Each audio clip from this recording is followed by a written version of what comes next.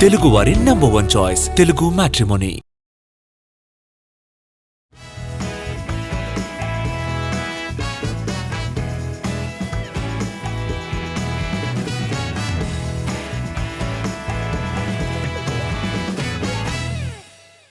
Silver screen మీద ఓటీటీల పెత్తనం గురించి చాలా రోజులుగా చర్చ జరుగుతోంది.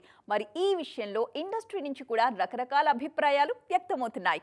ఈ మధ్య ఎప్పటికప్పుడు స్ట్రాటజీని మార్చేస్తున్న ఓటీటీ సంస్థలు ఇండస్ట్రీని మరింత కష్టాల్లోకి నెట్టేస్తున్నాయి. కోవిడ్ టైంలో సినీ రంగానికి ఓపెన్ అయిన కొత్త మార్కెట్ ఓటీటీ.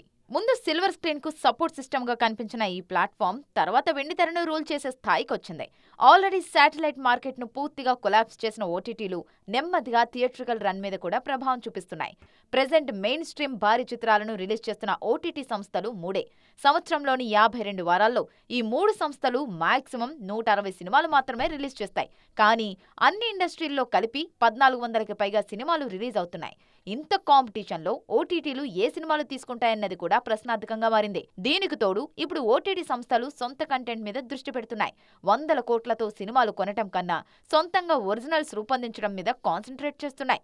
ఈ నిర్ణయం తర్వాత మెయిన్ స్ట్రీమ్ సినిమాలు తీసుకోవడం మరింత తగ్గించే అవకాశం ఉందన్న డిస్కషన్ జరుగుతోంది. డిజిటల్ మార్కెట్ ను నమ్ముకొని ఇప్పటికే భారీ బడ్జెట్ పెంచేశారు నిర్మాతలు. ఈ పరిస్థితుల్లో ఓటీటీలు హ్యాండ్ ఇస్తే ప్రొడ్యూసర్స్ పరిస్థితి ఏంటన్న డౌట్స్ రైజ్ అవుతున్నాయి. మరి ఈ సిచ్యువేషన్ ను ఇండస్ట్రీ ఎలా హ్యాండిల్ చేస్తుందో చూడాలి. గ్లోబల్ ఈవెంట్ తో మహేష్ అభిమానుల్లో జోష్ తీసుకొచ్చిన జక్కన్న ఆయన మాత్రం చిక్కుల్లో పడ్డారు. గతంలో ఎప్పుడూ లేని విధంగా విమర్శల్ని ఎదుర్కొంటున్నారు. ముఖ్యంగా హిందూ సంఘాలు భగ్గుమంటూ ఉండడంతో జక్కన్న రియాక్షన్ ఎలా ఉంటుందబ్బా అన్న చర్చ జరుగుతోంది.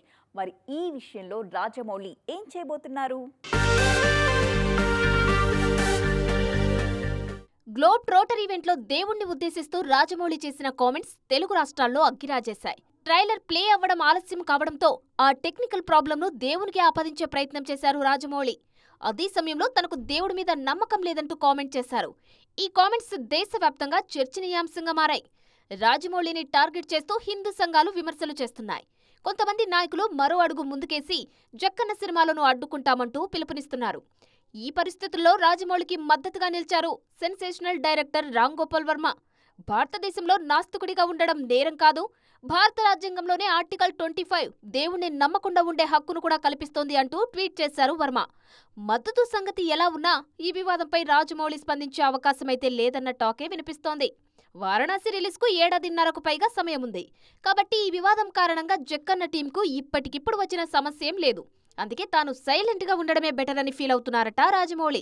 ఈ వేడి చల్లారిన తర్వాత నెమ్మదిగా క్లారిటీ ఇచ్చే అవకాశం ఉందన్న టాక్ వినిపిస్తోంది. సౌత్ బ్యూటీస్ రూట్ మారుస్తున్నారు. కెరియర్ స్టార్టింగ్ నుంచి ఒకే ఇమేజ్ తో బోర్ కొట్టించిన భామలు ఇప్పుడు కంప్లీట్ గా యూటర్న్ తీసుకుంటున్నారు.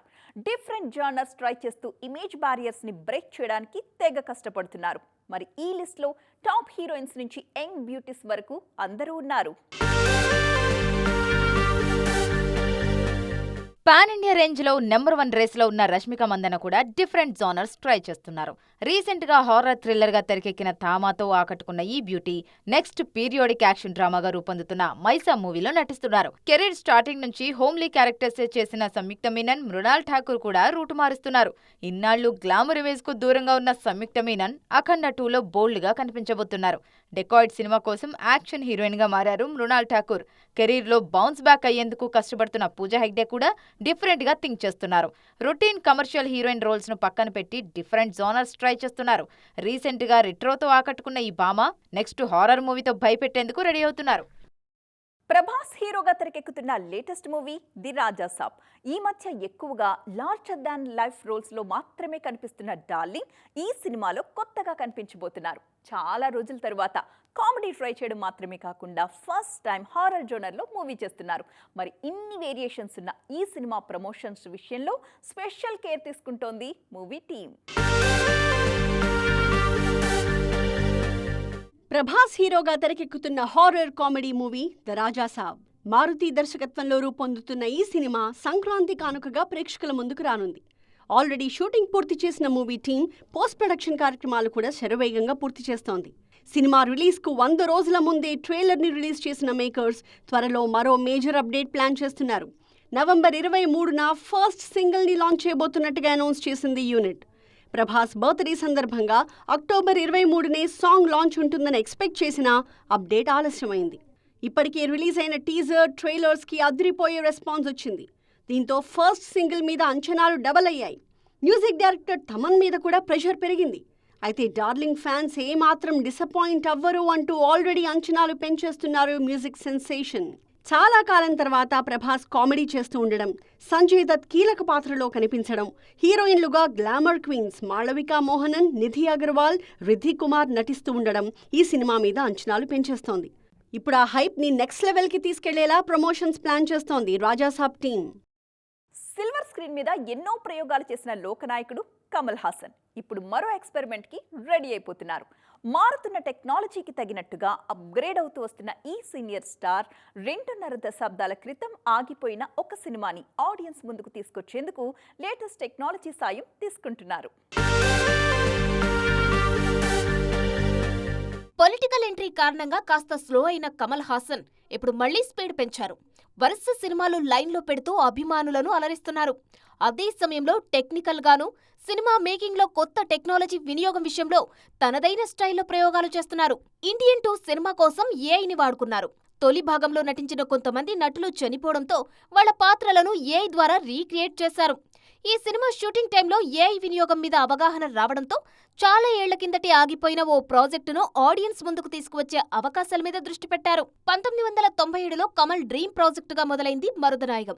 కొంతకాలం షూటింగ్ జరిగిన తర్వాత బడ్జెట్ ఇష్యూస్ కారణంగా ఈ ప్రాజెక్టును పక్కన పెట్టేశారు. అయితే ఇప్పుడున్న టెక్నాలజీతో మరుదనాయగంను పూర్తి చేసే ఆలోచనలో ఉన్నారు కమల్. సినిమా మేకింగ్ లో ఏఐ టెక్నాలజీ వినియోగంపై స్పెషల్ కోర్స్ చేసిన కమల్ మరుదనాయగంను ఆడియన్స్ ముందుకు తీసుకురావడంపై హాలీవుడ్ టెక్నీషియన్స్ తో డిస్కస్ చేస్తున్నారు. అన్నీ అనుకున్నట్టుగా జరిగితే 2027 కల్లా ఈ ప్రాజెక్టును రిలీజ్ కు సిద్ధం చేసే ఛాన్స్ ఉందన్న టాక్ వినిపిస్తోంది. అప్కమింగ్ లిస్ట్ లో మోస్ట్ అవైటెడ్ మూవీ అఖండ 2. ప్రెజెంట్ పోస్ట్ ప్రొడక్షన్ స్టేజ్ లో ఉన్న ఈ సినిమా డిసెంబర్ 5న ప్రేక్షకుల ముందుకు రాబోతోంది. రిలీజ్ డేట్ దగ్గర పడుతూ ఉండడంతో ప్రమోషన్ స్పీడ్ పెంచిన టీం ట్రైలర్ రిలీజ్ చేసింది. మరి ఈ ట్రైలర్ అభిమానుల ఎక్స్పెక్టేషన్స్ ని రీచ్ అవ్వగలిగిందా?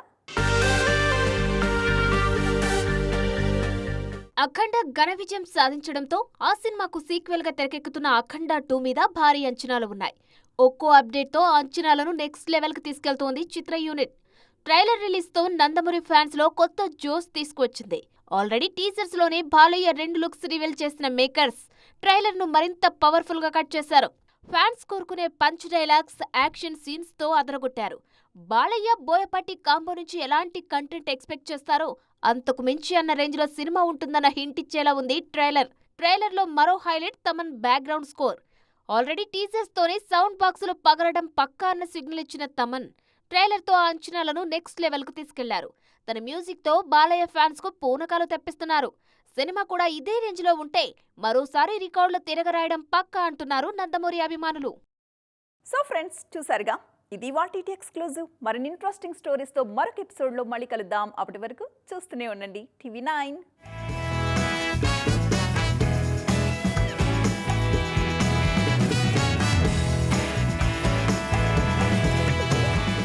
తెలుగు వారి నంబర్ 1 చాయిస్ తెలుగు మ్యాట్రిమోనీ.